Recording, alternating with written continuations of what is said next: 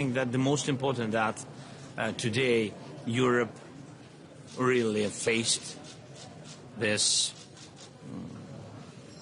drone threats, and Ukraine has relevant experience in it because of the war. Maybe the biggest one because of this, the biggest one in the world, and of course we will not. We will not stay aside, and of course we will support Denmark because they are real our friends. Thank you so much. There's reports in the American media today that America is going to provide with long-range intelligence. No, we spoke with the United States. We are very thankful to President Trump for this dialogue. Last time we had very good meeting, very productive dialogue, and we spoke about long-range missiles, long-range weapon. I mean, we spoke about it, so we will see. Everything depends on his decision. It's significant. I'm sorry.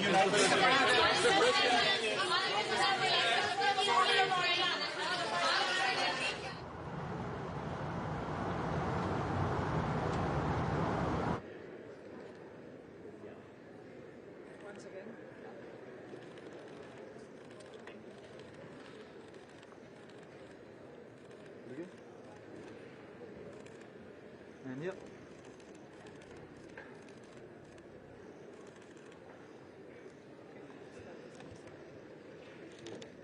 Thank you.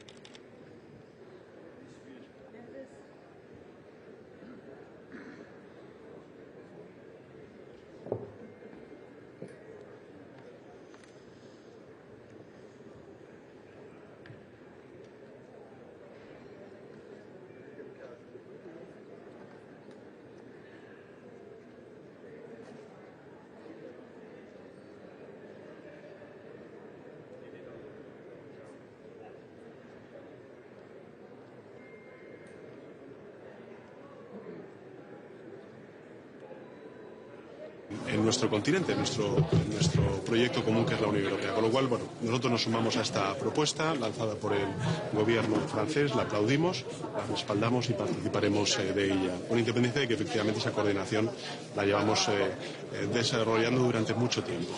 En segundo lugar, yo creo que hoy es un día importante porque hemos conocido unos datos de afiliación a la Seguridad Social que son realmente positivos y que demuestran la solidez, la robustez y la fortaleza del crecimiento económico en España y cómo se traslada eso en una fuerte creación de empleo. Una fuerte creación de empleo que además va acompañada, gracias a la reforma laboral, a una caída muy importante de la temporalidad, que siempre había sido uno de los principales lastres del mercado laboral en nuestro país cuando nos comparábamos con otros países europeos, y además con una traslación, por tanto, hacia los contratos fijos pues muy relevante, ¿no? Son más de 4 millones o casi 4 millones los empleos fijos como consecuencia de la reforma laboral, que se ha transformado en empleos fijos como consecuencia de la reforma laboral, y yo creo que eso demuestra muchas cosas. Demuestra primero el éxito del país en un contexto tan difícil, que España continúe avanzando, continúe liderando el crecimiento económico en la zona euro y además de las principales economías avanzadas de la zona euro, y además lo haga con estas tasas de creación de empleo y de bajada del paro. Yo creo que demuestra pues que España avanza, que España lidera y por tanto que es un éxito de país. Primero de los trabajadores, trabajadoras, de las familias, de los empresarios, de las empresarias y lógicamente también de las instituciones públicas, y el acierto de la política económica que venimos desplegando desde hace 7 años a esta parte. Finalmente, esta madrugada no hemos podido dormir mucho, hemos estado muy pendientes, lógicamente, de lo que le sucedía a la flotilla en su llegada a las costas gazatíes. Hemos estado en contacto permanente con ellos, como ha dicho el ministro de Exteriores Álvarez. También hemos trasladado al gobierno israelí el que es necesario que protejan los derechos de no solamente nuestros compatriotas, sino todos los integrantes de la flotilla. En todo caso, por supuesto, desde España vamos a garantizar esa protección diplomática y, sin duda alguna, la protección de los derechos que puedan ser menoscabados por la acción del gobierno israelí. Lo he dicho en muchas ocasiones, la flotilla no representa ningún peligro para el gobierno de Israel y, por tanto, esperemos que no represente ninguna amenaza tampoco para la flotilla, la acción del gobierno de Israel. Y, en segundo lugar, que lo que está haciendo esta flotilla es suplantar algo que está impidiendo Israel en Gaza, y es el que Naciones Unidas, en particular la agencia que opera en Gaza desde hace muchísimos años, que es UNRWA, pueda desplegar toda la acción humanitaria, toda la solidaridad humanitaria que todos los Estados miembros y todas las sociedades del mundo pues están manifestando con la tragedia que se está viviendo en Gaza. Con lo cual, estamos muy atentos, hemos estado toda la noche pendientes de esta cuestión y vamos a, lógicamente, ofrecer esa protección diplomática y la protección de los derechos de nuestros compatriotas. ¿Es una violación de la legalidad internacional, como dice Sumar, presidente? Vamos a estudiar todos los aspectos de esta cuestión. Para nosotros ahora mismo lo más importante es la seguridad de nuestros compatriotas, el que puedan regresar pronto a casa, a su casa, a España, y a partir de ahí, pues evidentemente estudiaremos cualquier tipo de acción. ¿Y qué le dice a los miembros de esa flotilla que creen que han sido abandonados por el gobierno? El gobierno, por supuesto, ha estado con ellos desde el primer minuto, hemos estado en permanente contacto con ellos, hemos también reforzado su protección enviando pues una presencia de nuestras Fuerzas Armadas precisamente en ayuda humanitaria y también en potencial acción de rescate. En definitiva, creo que hay que reconocer y aplaudir esa solidaridad que expresa la sociedad española y otras muchas, porque estamos hablando de una flotilla que representa más de 40 nacionalidades, en concreto 45 nacionalidades, más de 1000 integrantes, ¿no? La reconocemos, la aplaudimos, pero en todo caso ahora lo que más nos importa es la seguridad de nuestros compatriotas y posteriormente, pues evidentemente, podremos tener ocasión de hablar de estas valoraciones. ¿Presupuestos, presidente? ¿En qué punto está la rueda de prensa? negociación? Estamos en ello. No hay ninguna novedad en el sentido de que nosotros vamos a cumplir con nuestra obligación constitucional. Los presentaremos y esperemos que sean pues unos mejores presupuestos que los que tenemos. Pero en todo caso, volviendo al desempeño económico y a la creación de empleo que tiene nuestro país, representamos el 30% del crecimiento económico de la zona euro. Es que tenemos más de 22 millones de afiliados y afiliadas a la Seguridad Social. Es que tenemos 4 millones de personas que, como consecuencia de la reforma laboral, han visto que sus contratos precarios se han convertido en contratos fijos. Es decir, España avanza, España lidera, y yo creo que eso es un éxito del país, también del Gobierno y, por supuesto, de su política económica. Pero, evidentemente, presentaremos nuestros presupuestos y esperamos contar con el apoyo de la mayoría parlamentaria. Vamos a trabajarlo con mucha humildad, con mucha capacidad de diálogo y de negociación y de acuerdo, como siempre hemos manifestado. El Ayuntamiento de Madrid ha lanzado una iniciativa para informar a las mujeres sobre lo que llaman un trauma posaborto. No sé si sigue esta información y qué le parece. Bueno, he estado un poco pendiente de esta cuestión. A ver, yo creo que, desgraciadamente, un derecho, como es el derecho a la interrupción voluntaria del embarazo, está siendo menoscabado, está siendo instrumentalizado. Hay muchas mujeres que se sienten privadas de este derecho como consecuencia de un dogmatismo ideológico, de un sectarismo político, de instituciones que van más allá del Ayuntamiento de Madrid. Hay muchos gobiernos autonómicos dirigidos por el Partido Popular, con el apoyo de la ultraderecha, que en el ámbito de la interrupción voluntaria del embarazo están simplemente recortando ese derecho, derivándolo a clínicas privadas, en lugar de poder garantizar ese derecho en el Sistema Nacional de Salud Pública. Y esto es algo que lleva pasando de manera recurrente. Lo que sucede en el Ayuntamiento de Madrid es extraordinariamente grave y demuestra cuán profundo es la alineación del Partido Popular con Vox en todo lo que tiene que ver con derechos, en sus recortes, en su retroceso, en su regresión. Y desde luego yo lo que sí que puedo manifestar, en este caso las mujeres de nuestro país, es que el Gobierno de España va a ser garante, una vez más, de que este derecho se preserve y no sea recortado ni menoscabado por la acción política de ayuntamientos que claramente por su sectarismo político, por su dogmatismo ideológico, lo que están es en la regresión de derechos tan fundamentales como son los derechos de las mujeres. Una última cosa, muchas presidente. gracias, de ¿Ha verdad. estado en contacto con las autoridades?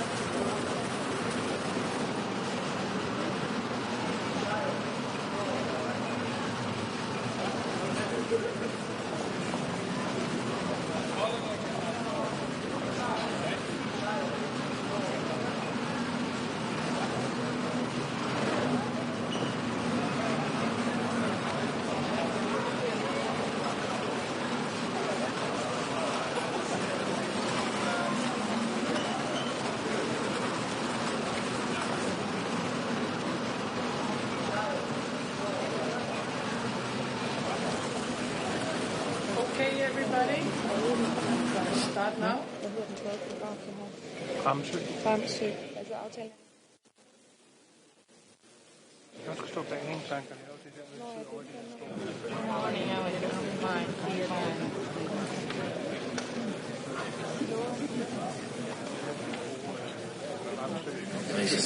Good morning, everybody. We have a lot to do today, so I would like to start as planned. And first of all, I would like to give all of you a very warm welcome to Copenhagen. For the last few months, there has been much talking about peace in Ukraine, with meetings and pre-meetings and briefings about the meetings. And meanwhile, Russia continues its brutal attacks. It must be clear to everyone now, Russia will not stop until they are forced to do so.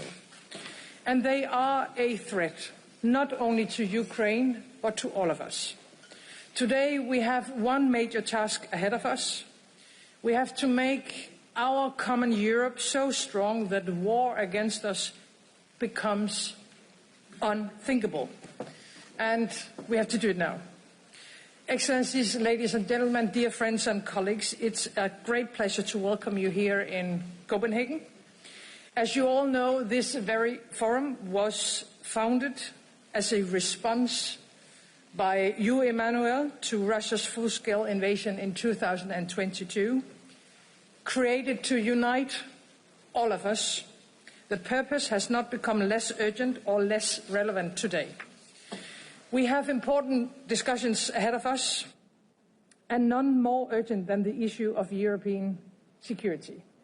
Dear Volodymyr, for almost 4 years, you and your countrymen has been defending Ukraine against a merciless full-scale Russian aggression. You are fighting with outstanding determination. And right now you are fighting for European security, holding back Putin, defending all Europeans. You have done what no one thought possible, and you support our steadfast support. We are around 50 leaders here today from all over Europe. We represent very different countries. We have our own interests, our own headaches, and our own wishes for the future. I know that for some of you, the threat from Russia is very clear and very present.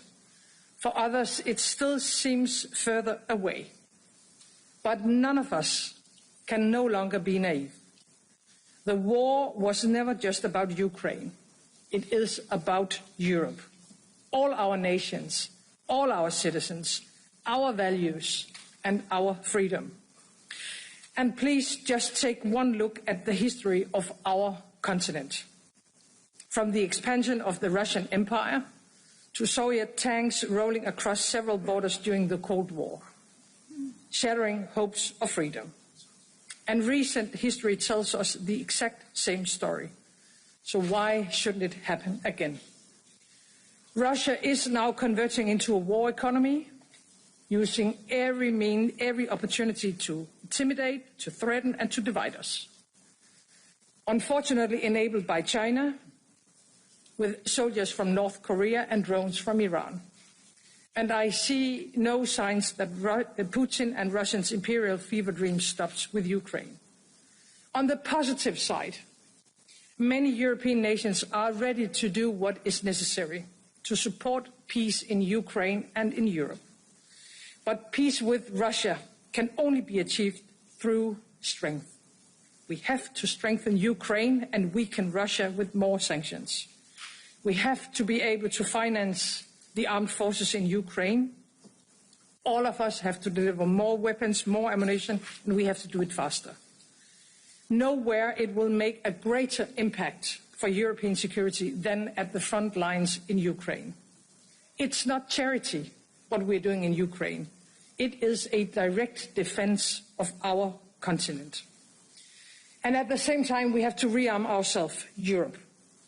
I know that almost everybody have increased their military budgets massively over the last years. And we have taken very important steps in the European Union, in Europe in general, and in NATO.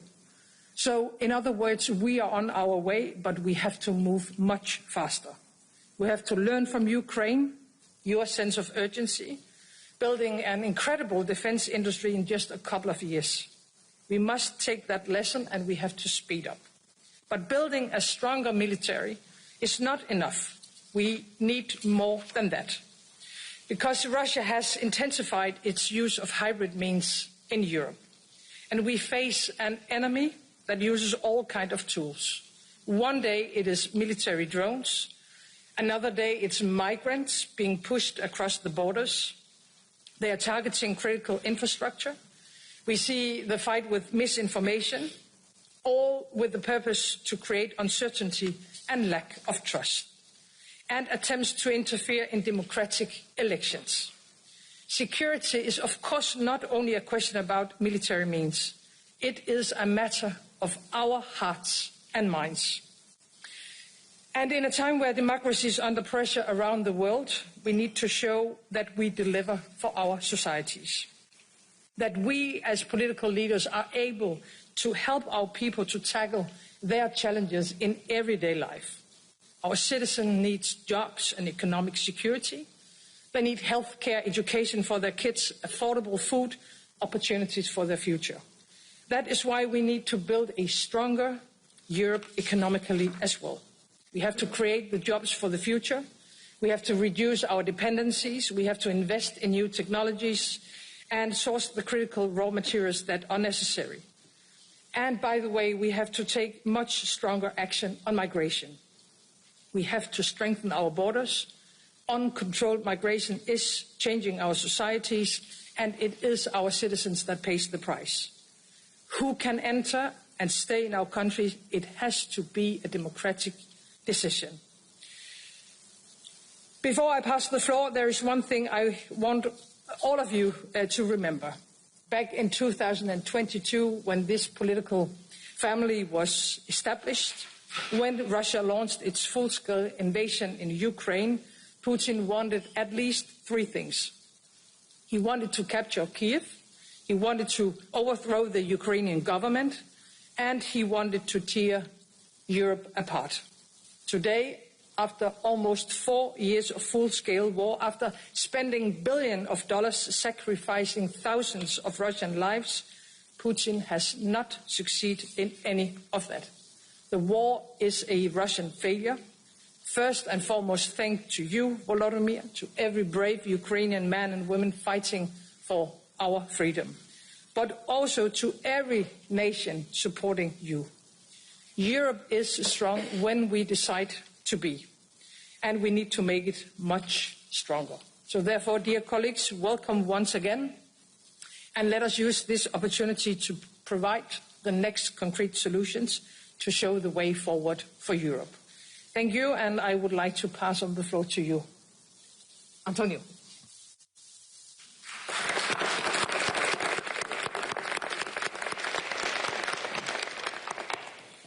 Eh bien, bonjour.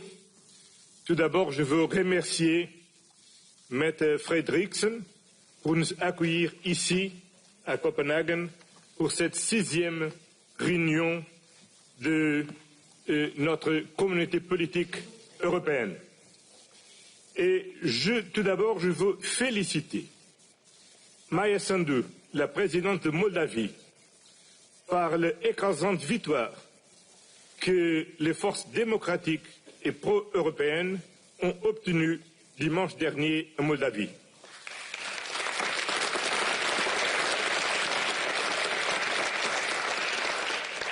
Cette victoire, c'est une victoire pas seulement de Moldavie, c'est une victoire de la démocratie qui a démontré sa capacité de résister à les manœuvres d'interférence des forces étrangères.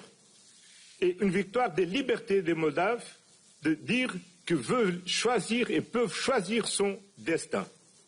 Et c'est aussi une victoire de notre Europe parce que le choix était très clair. dans la direction européenne de la Moldavie. Je veux aussi féliciter le président d'Azerbaïdjan et le Premier ministre d'Arménie. Je crois que la paix que vous avez obtenue, c'est un grand moment pour notre Europe. Et ça démontre que c'est possible de bâtir la paix et qu'il faut qu'on fasse notre travail pour la paix. C'est pour ça qu'on soutient l'Ukraine. Parce que soutenir l'Ukraine, ce n'est pas soutenir la guerre. C'est soutenir le droit de l'Ukraine à une paix durable, à une paix juste. Et c'est pour ça qu'on doit se mobiliser tous et toutes pour continuer à soutenir l'Ukraine. Du point de vue militaire, du point de vue politique, du point de vue diplomatique, du point de vue économique. Parce que ce qui est en jeu en Ukraine, ce n'est pas seulement le droit de l'Ukraine à être un pays libre et souverain. C'est en fait le droit international. C'est en fait les valeurs inscrites dans la Charte des Nations Unies qui sont en cause. Le droit à un pays souverain, à l'intégrité territoriale, au respect des frontières internationalement reconnues. Et c'est pour ça qu'on doit se bâtir. Parce que si la force de la Russie tient une victoire en Ukraine, aucun pays au monde peut rester sûr sur la capacité du droit international de faire face à la menace de la force et à la menace de la guerre. C'est sûrement pour ça que dans toute notre réunion, sécurité et résilience ont été toujours présents dans notre ordre du jour. Et toujours, une fois encore, l'intérêt des différents leaders sur les sujets de sécurité et résilience a été tel qu'on a même besoin d'organiser 2 tables rondes sur ces sujets. Et ça veut dire qu'il nous faut faire un effort pour bâtir une défense collective, pour assurer la sécurité des Européens, pour finir avec la guerre en Ukraine, pour finir avec la menace de la Russie sur notre continent, parce qu'il nous faut concentrer dans d'autres enjeux, notamment le développement de notre continent et de nos sociétés. Sécurité, ça veut dire aussi sécurité économique. Il nous faut sécuriser notre chaîne de valeur, l'accès à matières primaires critiques, mais aussi la sécurité de notre chaîne de valeur. Et évidemment, on ne peut pas ignorer des sujets comme migration qui sont au cœur de notre débat dans notre société. On est une plateforme informelle et on veut le rester. Mais si on regarde ce qu'on a fait dans les 5 dernières réunions, on peut identifier que dans ce cadre de la communauté politique européenne, on a plusieurs projets. Le premier a été la coalition F-16 qui a mobilisé un conjoint de volontés et de pays pour soutenir la capacité de défense aérienne de l'Ukraine. On a travaillé beaucoup sur la cybersécurité. On a travaillé beaucoup aussi pour supporter Moldova. Et je crois que ça, c'est quelque chose qui nous honore à tous. Et aujourd'hui, la France prend une nouvelle initiative de bâtir une coalition contre la drogue. Ça, c'est une question centrale qu'on doit prendre en grande attention. Parce que c'est une demande qui est soutenue par un grand problème de santé publique, mais qui en fait engage tout un réseau de criminalité qui défie la sécurité de notre continent, de nos sociétés, et qui fait accroître la violence dans notre société. Donc, je crois que cette formule de la communauté politique européenne, qui ne veut pas remplacer ni notre alliance militaire, ni l'Union européenne, ni remplacer le Conseil d'Europe, ni de remplacer d'autres institutions où on est ensemble, c'est une communauté qui est la démonstration qu'on a une volonté politique d'ensemble. Et ça, c'est très, très, très important, et plus important que jamais dans le monde d'aujourd'hui, où plusieurs acteurs internationaux essayent de bouleverser l'ordre international. quelques-uns par la force de la guerre, d'autres mettre en cause les règles du commerce international, d'autres mettant en cause des engagements collectifs qu'on a besoin pour faire face au changement climatique. Mais nous, ici, tous ensemble, on peut dire que ceux qui sont dans l'Union européenne, ceux qui ne sont pas dans l'Union européenne, ceux qui veulent rentrer dans l'Union européenne, ceux qui ont voulu sortir de l'Union européenne, ceux qui ne veulent pas ni rentrer, ni rester, ni être en l'Union européenne, tous ensemble, on est Europe et ensemble, on veut travailler ensemble pour la paix, le développement et la prospérité de notre société et de nos citoyens. Donc, merci beaucoup. Thank you very much, dear Mette. I think everybody is very, very glad that how you hosting us here in Copenhagen. Thank you very much.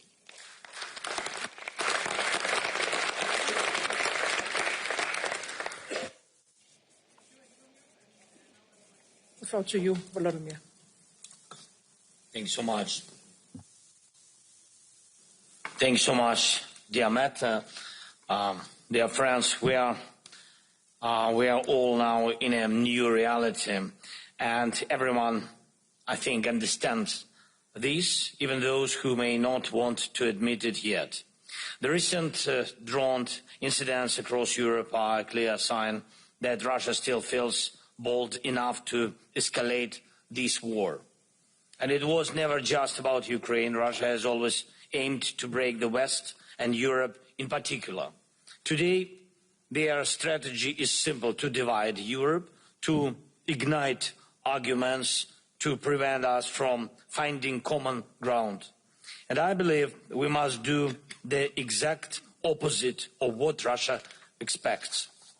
We must act together, and we must act with strength. First, our guys are already here in Denmark, and there are experienced Ukrainians who know how to detect and shoot down attack drones, and they have already begun deploying their mission, and we are ready to share this experience with you, partners, and this is just the beginning, the first step on the path toward an effective drone wall to protect all of Europe. Please, let's work together on coordinated solutions that will make this happen. Second, when we talk about the drone wall, we are talking about all of Europe, not just on one country. If the Russians dare to launch drones against Poland or violate the airspace of northern European countries, it means this can happen anywhere. In Western Europe, in the south, we need fast and effective response and defense forces that know how to deal with drones. And please keep joining the Pearl program. It really helps our defense. Some countries are already part of it, thank you, and it's very important that others join too. This program supports not only us, but also strengthens ties between Europe and the United States of America. Third, we must remember that the root of all these problems is Russia's war. Russia still has the resources to keep fighting, and that's not right. But we know the right steps. A 19th package of sanctions against Russia for the war is urgently needed. We also need to seriously think how to truly down Russia's entire oil trade infrastructure, because that's what fuels their war machine. Right now, we are seeing that even tankers already under sanctions are still being used by Russia. That has to stop. And let's also place more sanctions against captains and crews of shadow fleet vessels, as well as against the owners of the relevant companies.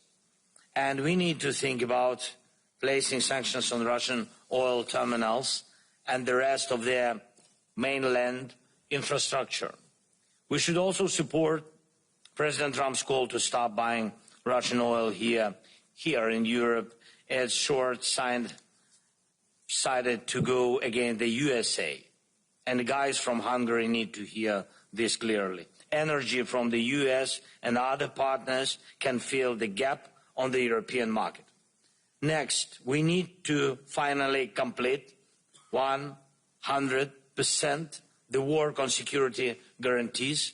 We have already done a lot, and I'm grateful for that. Thanks to you, dear leaders. And now we need to put everything on paper and fully prepare every detail. Security guarantees for Ukraine can already work now. They directly support our army. But overall, every nation in Europe deserves real security guarantees. The model of the security guarantees that works for us will work for you too. And we propose to eventually expand all effective models to others. And finally, I want to congratulate, as speakers before me, I want to congratulate Maya Sandu on the victory. Maya, my congratulations in Moldova's parliamentary elections. These were very, very important elections. Europe has won. Moldova has won. And thank you to everyone who helped to secure fair elections. Now it's time to move forward. Supporting Moldova, Ukraine, and the Western Balkans on their path to EU membership is critical. We need real progress. Ukraine has completed the screening process. We are ready to open Cluster 1, and this must be done just as agreed. This will definitely strengthen the overall situation. Thank you so much. Slava Ukraini. Thank you.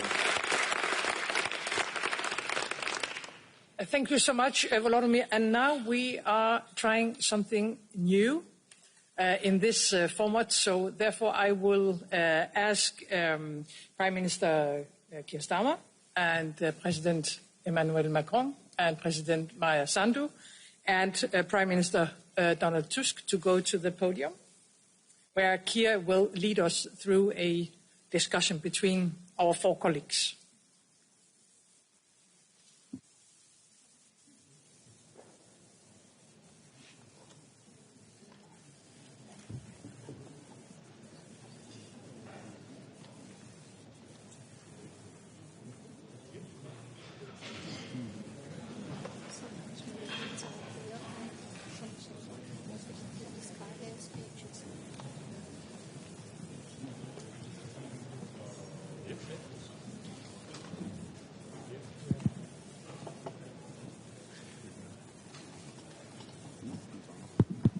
Yes, I think, is this on? Right, let us make a start, and it's really good to be here, colleagues. Volodymyr, it's fantastic that you are here, and as Meta said, this has been nearly 4 long years for brave Ukrainians fighting, and I, for one, have been particularly struck with the severity of the attacks on civilians, particularly in recent weeks and months, on a daily basis. So it's very good you're here. Maya, it is fantastic that you are here. A great victory for you and Moldova, but also a massive victory for Europe as well in the face of interference from Russia. So it is really, really good to have you on the panel here this morning. And I think, Meta and others, we've seen in recent weeks the appetite that Putin has to not only rain down on Ukraine, but also to take action and to interfere right across Europe in many different ways, whether that's in relation to our airspace, whether it's cyber or other attacks that have been going on. They are unrelenting and they show an appetite to continue this, and we must fight it with everything that we have. And it's a reminder for all of us, Volodymyr, that this is not just a question of Ukrainian sovereignty, it's a question of the values and freedoms of all of us, particularly in Europe, and that we are all in this fight in relation to the Russian aggression. We've done a lot of work on the Coalition of the Willing. I'm not going to go through that here, other than to say that we must always remind ourselves that the Coalition of the Willing, the security guarantees, what we've done to try and ensure that if there is a ceasefire, it is just and lasting, mustn't sort of seduce us into thinking that the work is over in terms of supporting Ukraine now. And so the first point really is to be really clear that we must continue that support for Ukraine, notwithstanding the work of the coalition of the willing. And that means putting Ukraine in the strongest possible position. And that then means more on air defences, more on long range and anti-drone attacks. And of course, the work that we're doing on the reparations loan in relation to the Russian assets, which has been really important work led very ably and very smartly in terms of the progress that we're making there. And of course, as we continue to strengthen the position of Ukraine, we must do that in conjunction with and alongside the work we're doing with President Trump and others in this. The second thing is that we must always look to strengthen NATO. We had an excellent summit earlier this year, Mark, very, very successful, where I think NATO emerged at the end of that summit stronger than we went in, more united, with real resolve and focus. And we need to keep that because, you know, whether it's air defences in Poland, where we, the UK, sent planes across, whether it's the work that we've had to do in the last week or so here with NATO allies working with you to counter the drones. That means that we're here on a beautiful day having our meeting, which wasn't necessarily guaranteed this time last week. I think that shows that we have to make sure that through the framework of NATO we support each other against this aggression and interference.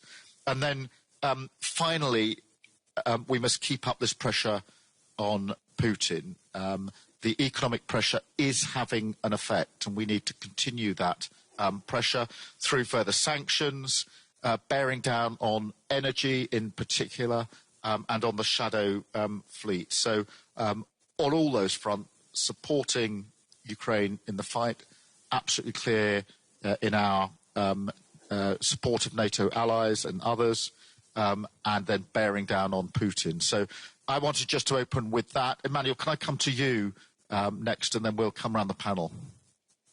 Thank you, Keir. Thank you very much, Mette, for once again organizing this summit. And let me just tell you, before we jump to the situation in Ukraine, as you mentioned and framed it, Keir, that it's clear that this format as well is the right place to deal with so many conflicts or hard situations, and we are focused on the Ukrainian situation, given the aggression war launched by Russia. But Antonio was right as well to highlight the peace treaty signed between Armenia and Azerbaijan. I think this is a great achievement, and I want to congratulate the two leaders. And we are very as well focused on what's happening in Caucasus and Western Balkans. And this is the solidarity of this continent. And once again, given this, I would say, holistic approach we have to do for this common place we have, Europe, the elections in Moldova were a great achievement. And Maya, once again, congratulations, because this is a test case for our resilience. We will revert on these topics later today.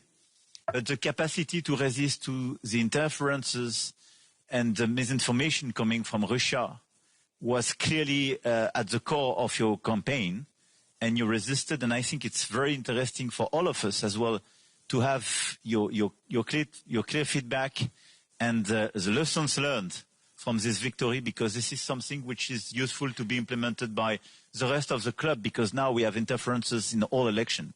And I can tell you, because I had interferences in my two elections, 2017 and 2022, and quite efficient, I have to say, but not successful, but less aggressive than the one in Moldova. As for Ukraine, Volodymyr made it very clear in his statement, and I think the conclusion of your initial speech, Mette, was very important. We are at a moment where Russia is not clearly getting its main objectives. It's not a 3-week special operations. They didn't get Kiev. They didn't change the regime. I would add to that, two great friends joined NATO, which is a big strategic defeat for Russia on top of it. Now the question is how, not just to sustain the war effort, but clearly change the dynamic and help Ukraine in this context. I have to say, altogether, we worked very hard during the past few months, and I think the situation is much better today than it was at the beginning of the year. At the beginning of the year, our fear was to have a sort of very rapid peace, and we had some doubts about the level of support of the United States. Now, first, we built the coalition of the willings.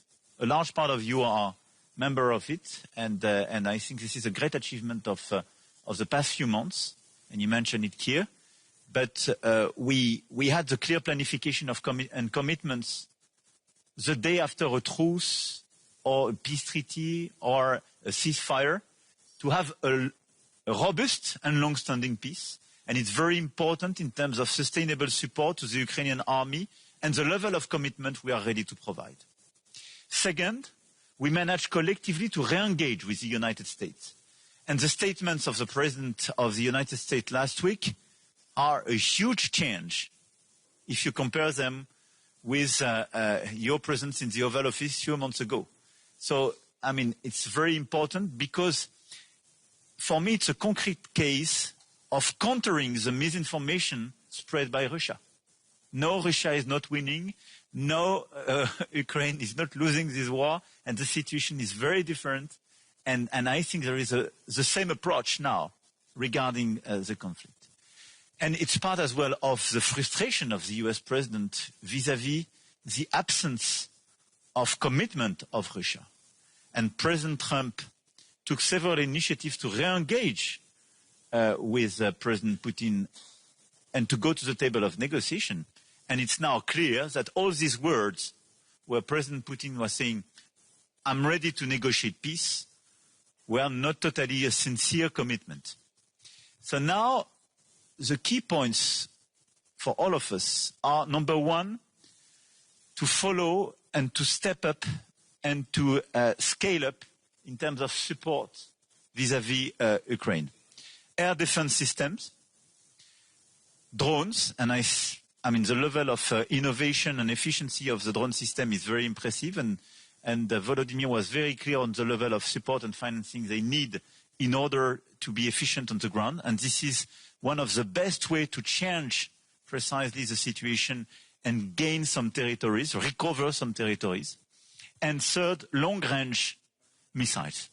So let's focus on these three categories, as you mentioned as well here, in terms of financing, capacities to deliver, and we are working hard to accelerate as well the key deliveries in that, but accelerate as well the common projects and the common financing on these three issues. In parallel, in order to put pressure on Russia, in order to create more incentives to come back at the table of negotiations, we have our sanctions, and the 19th sanctions package proposed by the Commission was a very important one. We coordinate, we step up, and we are more and more efficient. And I want to insist on the shadow fleet, as you mentioned.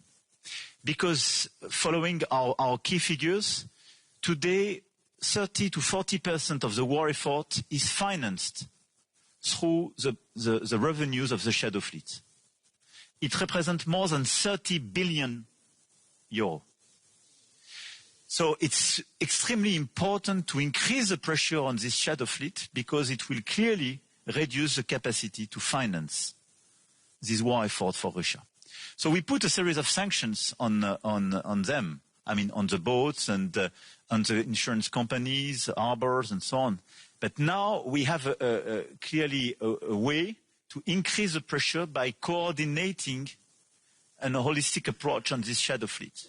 And what we did in the past few days with our Navy, just in order to make controls and to make sure that it was a vessel we identified, a series of vessels, and to be sure they were compliant with international rules, delivered very concrete results. First, because you can identify the presence of a shadow fleet on your coast. Second, because you can make sure that they are compliant with or not with international rules. But third, and it's very important, because you kill the business model by detaining, even for days or weeks, these vessels and forcing them to organize themselves differently and killing the efficiency of the business model. Because this model has been organized even before 22, but is now totally industrialized. And I suggest that in the framework of the coalition of the willing, with close coordination with NATO, we work to see how to optimize this common action. But just to tell you, the vessels we clearly identified on which we made the checkings, and now we have a legal action, was declared in under a fake pavilion, but was exactly the same which was controlled by Estonia last March, for the same reasons. And as we stop them during 1-2 weeks' time, we completely break the efficiency of the organization. So shadow fleet is a very good target if we want to improve our efficiency to reduce these capacities. And I think this is a very important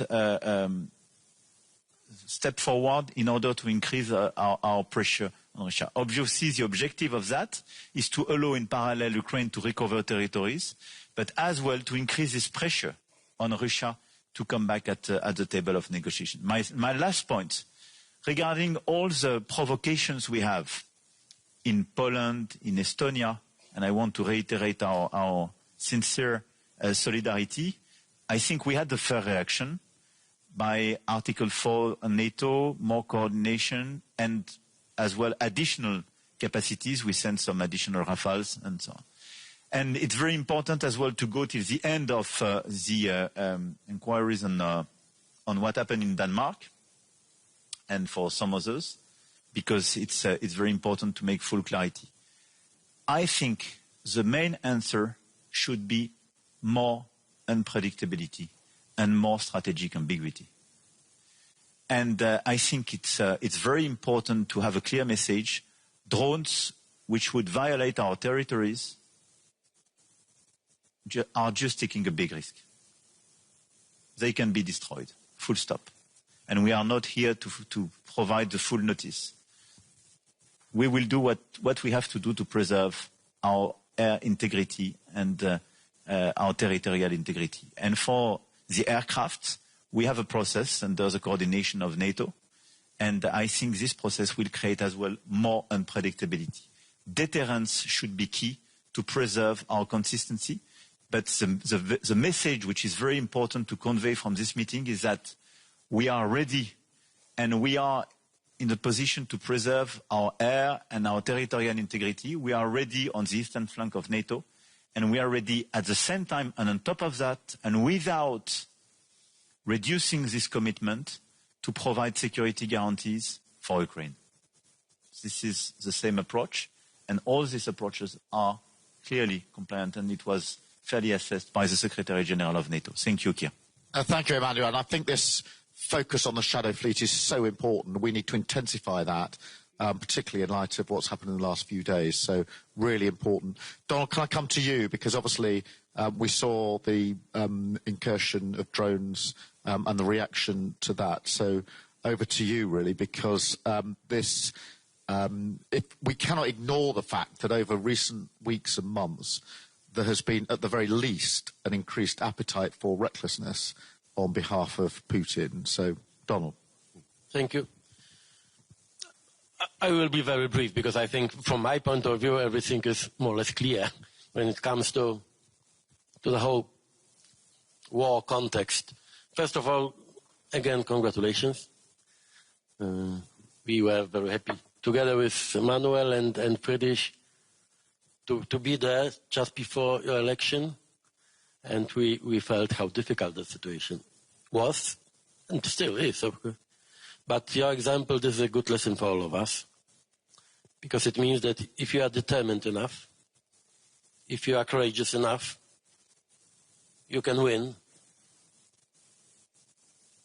Also, if you are, small Moldova, you can win against Russia, because it was in fact, the elections in Moldova, not only in Moldova, as you said, but in Moldova it was a very spectacular example. The elections, it is also a part of a very untypical war we live in fact. 2 years ago or 3 years ago, I said that that the post-war epoch had ended and that we entered the pre-war epoch. Unfortunately, it is no longer the case because, in fact, we are in time of war today. And for me, your lesson, but also what we experience in Poland with all these provocations from the Russians and Belarusians. For me, it means that today it's absolutely obvious that we have to stop all this kind of illusions. The first illusion was and is that there's no war. It's some of us, we like this definition like full-scale aggression or incidents or provocation.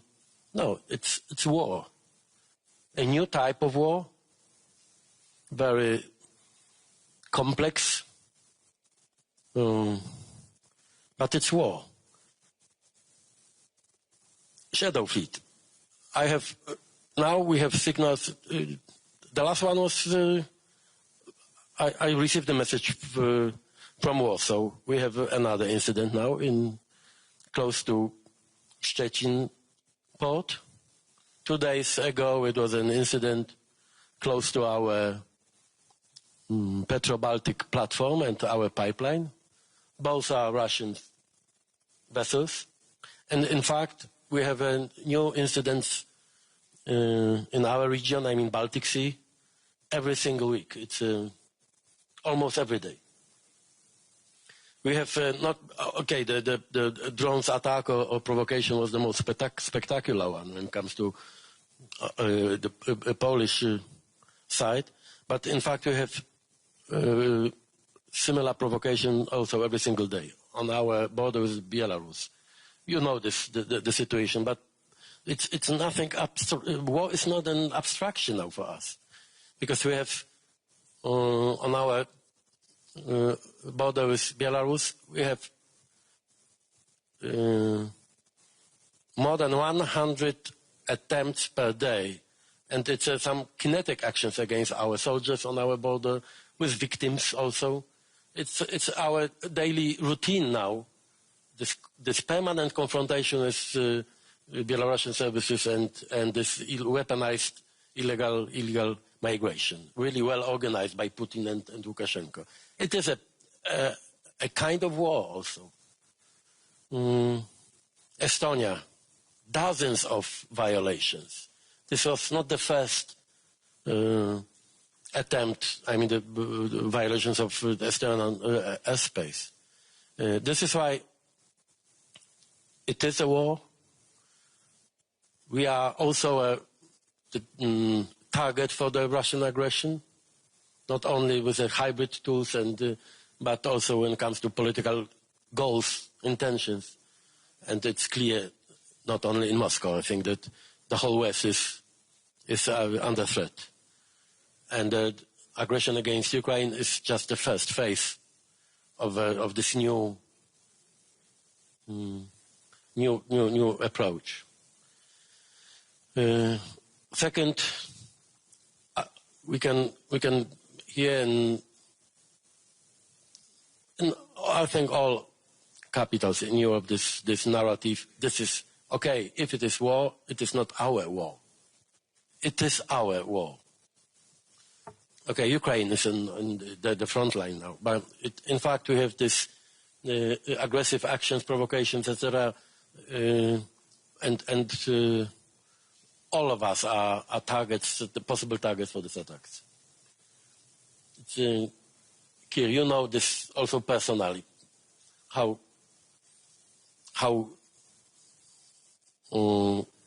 strange and how dangerous they can be, also physically, kinetically against us. It is our war, and if Ukraine loses, it means our failure. I have no doubts in a mid-term or long-term perspective.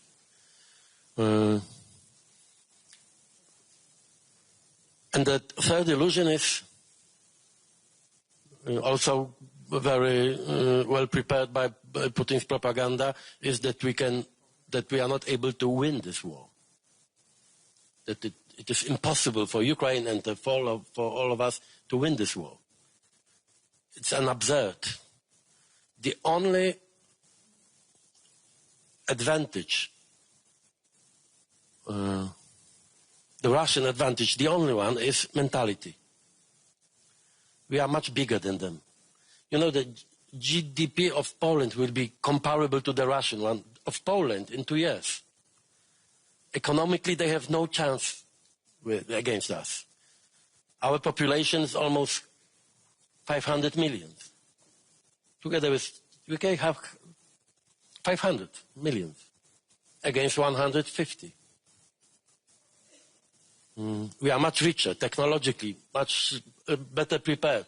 The only Russian advantage is here and here. I mean, they are ready to fight. They are ready to sacrifice something. They are ready to suffer. And the psychological advantage, this is why we are so, sometimes we are so, you know, not decisive enough and not determined enough. And this is why the Moldovan example is so important. It's not only a symbolic one, but also something very practical. If you are determined enough, you can win. And our yesterday discussion about drone wall, about our reactions, should we destroy the Russian objects over Ukraine or in our airspace, I think it's absolutely clear that the most important and the last step in our efforts how to help Ukraine to win this war is more determination. Money is not the problem. I mean, it's always the problem, but compared to, sorry, not the biggest. And this is my appeal. And as I said yesterday, I am not interested in escalation. I am the last one here who is interested in escalation, because we will be the first victim of the war. And for Poland, peace and ceasefire, this is something absolutely the highest priority for us.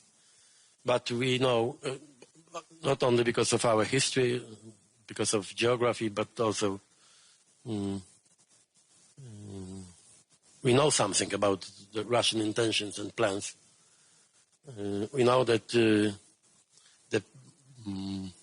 if they win against Ukraine, it is also in the future the end of my country and of Europe. I have no doubts.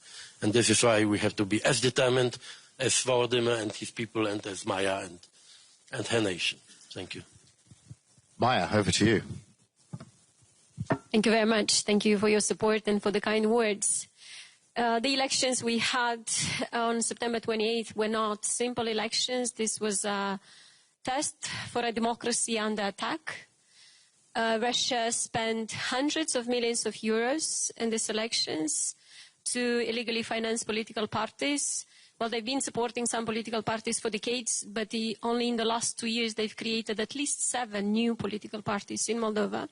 We have it's very easy, as it should be in Moldova, to create a political party.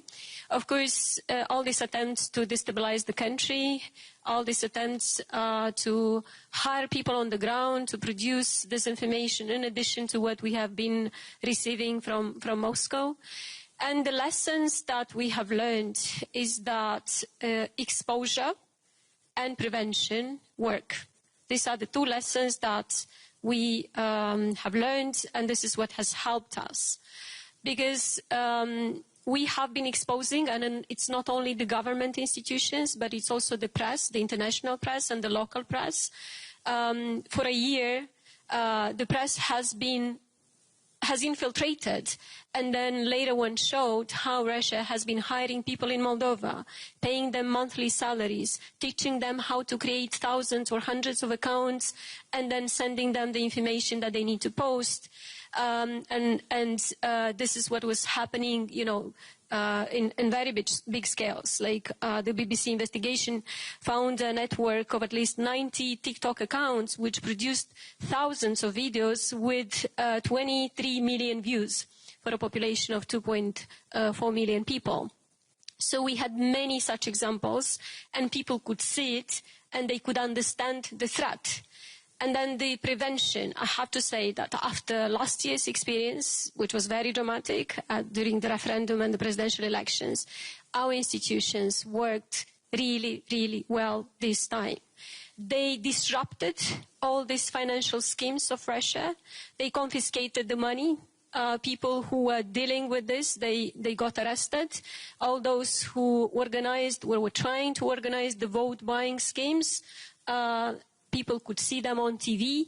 People could see that the money has been confiscated. So the prevention was really, really useful. It is not easy because Russia is using cryptocurrency more and more, and this is where we need to work together to stop the illicit funding, and especially when it comes to cryptocurrency. But Russia had two objectives for these elections. One was to capture Moldova through, this was the maximalistic objective, to capture Moldova through these elections, or at least to destabilize the country and to, to discredit the results. And it has failed because both the state institutions worked very hard, but also it was a whole of society response. And of course, I'm very grateful for your support. The support on intelligence sharing was very useful. Many people, many countries in this room helped us. The cyber defense, we were in a very difficult situation with cyber defense. We managed to fix it 2 days before the election. So we had only 2 days to test it. It was that dramatic. We have learned our lesson. Now we have to work very hard to make sure that we don't get in this situation anymore. Of course, the economic support that we have received, because Moldova's economic situation is not good. The economy is affected by the war next door. The political solidarity that you have shown, all these things, the support for Stratcom, all these things have helped a lot. We have learned a lot of lessons. We're ready to share them with all the countries which are concerned that the elections might be under threat because of Russia. But also we hope that our experience is going to encourage other countries, because a small and fragile democracy like the Moldovan one has resisted the big resources of Russia, and if Moldova could do it, then everybody can do it. Thank you very much.